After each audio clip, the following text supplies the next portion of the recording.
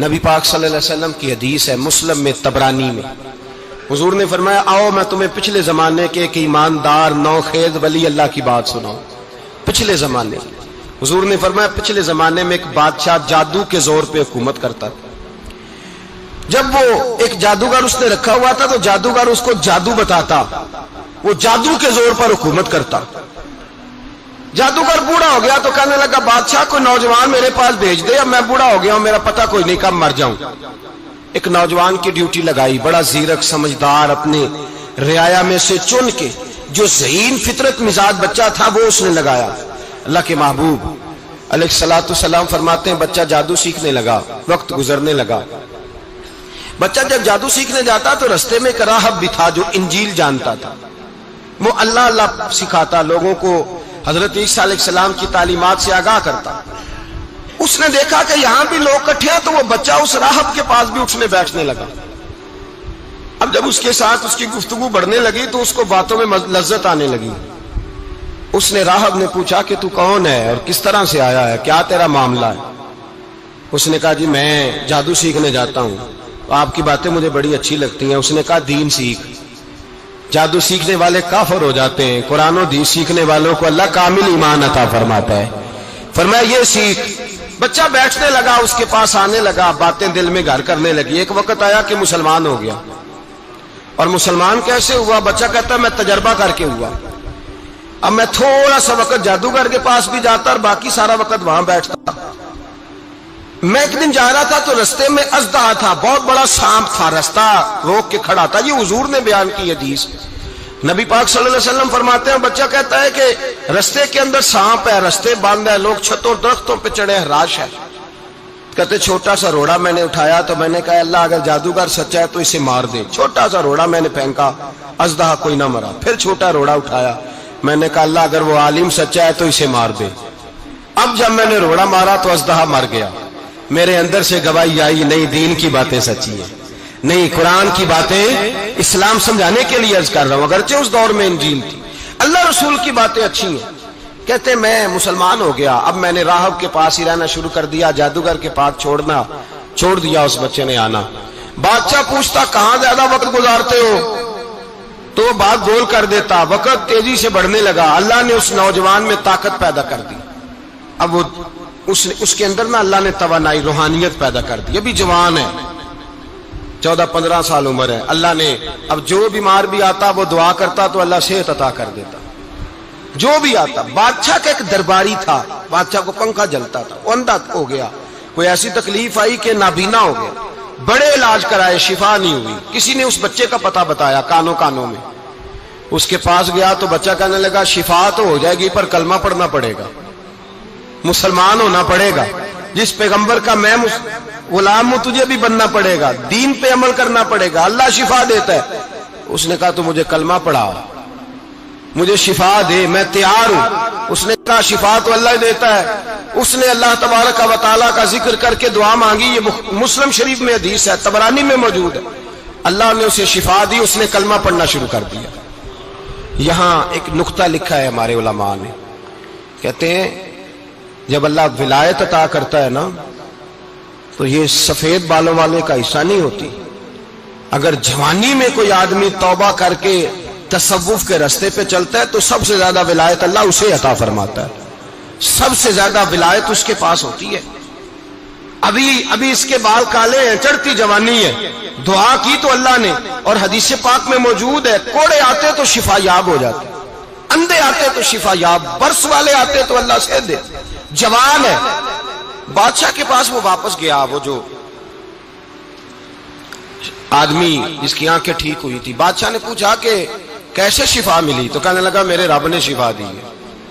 بادشاہ سجدے کراتا تھا، اپنے آپ کو منواتا تھا، معاذ اللہ، کہنے لگا میرے علاوہ کون رب ہے؟ اس نے کہا وہی رب ہے جس نے تجھے پیدا کیا ہے، اور وہی رب ہے جس نے مجھے اندھے کو آنکھیں دی ہیں، وہی ہے میرا مالک۔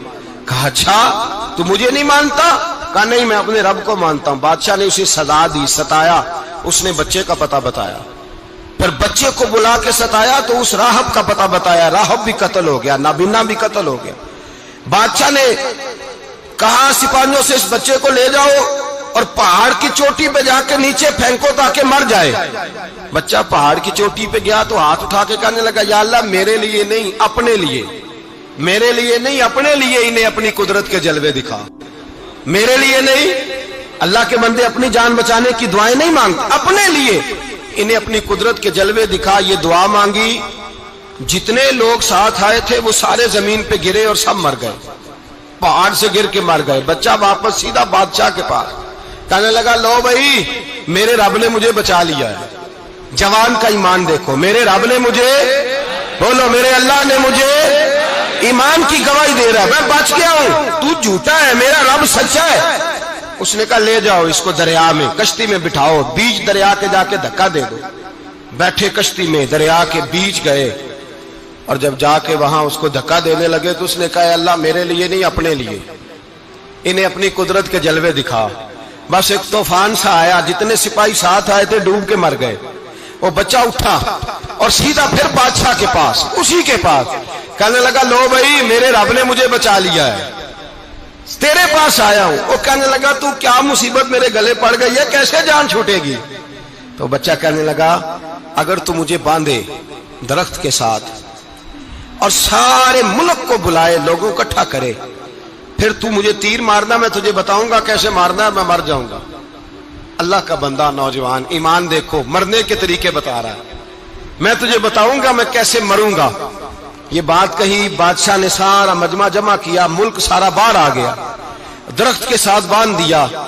کہنے لگا بھائی لوگوں یہ مجھے مارنا چاہتا تھا، مار نہیں سکا، اب میں اسے بتانے لگا ہوں کہ میں کیسے مروں گا.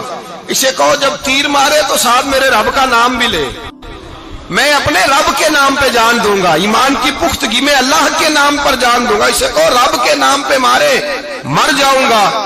بادشاہ نے اللہ کہہ کے تیر مارا، پیشانی میں لگا، بچے کی روح پرواز کر گئی. جتنا مجمع کھڑا تھا سارا کلمہ پڑھ کے مسلمان ہو گئے، سارے مسلمان ہو گئے سارے. میرے رسول پاک سید عالم صلی اللہ علیہ وسلم نے نوجوانوں کو بتایا جب تمہارے اندر ایمان کی قوت آئے گی تو اللہ تمہاری مدد کرے. فرمایا وہ نوخیز ولی تھا، ابھی جوان رانا تھا، ابھی اس کی پیشانی پر جوانی کے آثار تھے، لیکن اس نے اللہ کو راضی کیا، رب کریم کو راضی. ولایت کا مطلب بڑھاپا نہیں، ولایت کا مطلب وہ نہیں کہ جب بڑا لمبا وقت گزر جائے تو پھر آدمی آئے کہ نہیں اب کیا کرنا ہے، اب مسجد ہی ہے، اب تو اس کے علاوہ گزارا ہی کوئی نہیں. تو اس وقت کا آنا اللہ کی بارگاہ میں قبول تو ہے، لیکن شاباشی اسی کو ملتی ہے جو جوانی کا وقت آئے، جو عین اس وقت آئے جو وقت میرے رسول پاک علیہ السلام کے غلام عبداللہ ابن عمر، حضرت عبداللہ ابن عمر رضی اللہ تعالیٰ عنہ فرماتے ہیں کہ میں نکلا، مجھے سفر کے لیے جانا تھا، تو تھوڑی سی کھجوریں، تھوڑا سا سرکہ، ایک شہد کی بوتل، چیزیں میں نے سفر کے لیے ساتھ رکھ لی. میں جب مدینے سے باہر صحرا میں نکلا نا تو رمضان نہیں تھا، غیر رمضان تھا. میں نے ایک نوجوان کو دیکھا بکریاں چرا رہا ہے، بکریاں چرا رہا ہے. اے جوان، آپ فرماتے ہیں اس کا چہرہ بڑا نورانیت والا، گرد پڑی ہوئی پر بڑا حسین. فرماتے ہیں میں نے اس کو کہا کہ آ جاؤ کھانا کھا لو، روزے بھی نہیں تھے. کہنے لگا نہیں میں نے روزہ رکھا ہوا ہے. فرماتے ہیں میں نے کہا پتہ کروں کہ نیرا نیک ہی ہے کہ پرہیزگار بھی ہے. نیک وہ ہوتا ہے جو نماز پڑھے روزہ رکھے، پرہیزگار وہ ہوتا ہے جو گناہ سے بچے، وہ پرہیزگار ہوتا ہے. کہا پتہ کروں پرہیزگار بھی ہے کہ نہیں. کہتے میں قریب گیا تو میں نے جا کے اس کو کہا بھائی تیری بکریاں بڑی پیاری ہیں، میرا دل کرتا ہے ایک بکری مجھے دے دو. کہتے وہ جوان، غربت بھی، پریشانی بھی، پر دامان توکل کی یہ خوبی ہے کہ اس پر پابند لگے ہوتے ہیں، دھبے نہیں ہوتے. غربت ہے.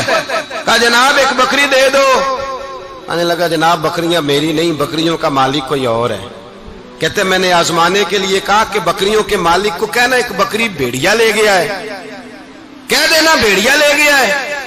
تو کہتے اس نے میری طرف دیکھا، گرد سے اس کے بال لٹے ہوئے، آنکھوں میں روشنی، چہرے پہ اطمینان، لب و لہجے میں ایمان کی طاقت. نوجوان کہنے لگا حضور بکریوں کے مالک کو تو کہہ دوں گا بھیڑیا لے گیا ہے، جب عرش کا مالک پوچھے گا تو کیا جواب دوں گا، اللہ کو کیا جواب دوں گا. کہتے ہیں میں کانپنے لگا اس کی بات سن کے. واپس آیا، جو کام نکلا تھا وہ چھوڑا، واپس لوٹ آیا. میں نے پتا کیا کس کا غلام ہے، پتا چلا فلاں آدمی کا ہے. کہتے میں نے پہلے غلام خریدا، پھر پتا کیا تیرے پاس بکریاں کتنی ہیں، اس نے کہا 400. کہتے میں نے مالک سے ساری بکریاں خریدی، پھر غلام کو بلایا، پھر وہ بکریاں تحفے میں دی، تحفے میں۔ کہنے لگا حضور یہ سارا کچھ مجھے کیسے ملا؟ میں نے کہا تیرا ایمان بڑا پختہ تھا تو میرے رب نے تجھے انعام عطا فرمایا۔